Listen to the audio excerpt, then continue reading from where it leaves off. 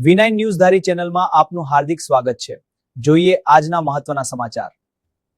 Breaking Amreli LCB ટીમે બગસરા શહેરમાંથી ગેરકાયદેસર અનાજનો જથ્થો ઝડપી પાડ્યો।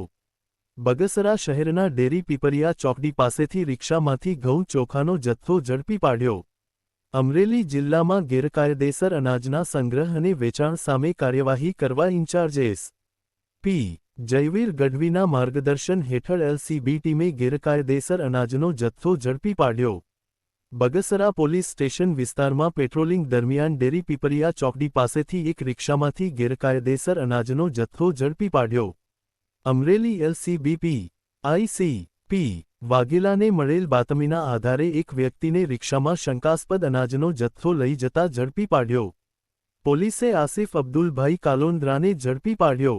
ગેરકાયદેસર ઘઉં ચોખા અનાજ અને રિક્ષા સહિત 97,503 રૂપિયાનો મુદ્દામાલ કબજે કર્યો। ઘઉંના 26 કટા 1170 કિલો કિંમત 31,600 અને ચોખાના 26 કટા 1282 કિલો કિંમત 35,903 અને રિક્ષાની કિંમત 30,000 ગણી 97,503 મુદ્દામાલ ઝડપી પાડ્યો। વધુ કાર્યવાહી અર્થે બગસરા મામલતદારશ્રીને સોંપવામાં આવ્યો।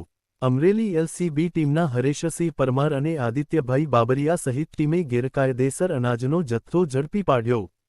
બગસરા પંથકમાં ગેરકાયદેસર અનાજના જથ્થાની હેરાફેરી કરતા ઇસમોમાં ફફડાટ ફેલાયો।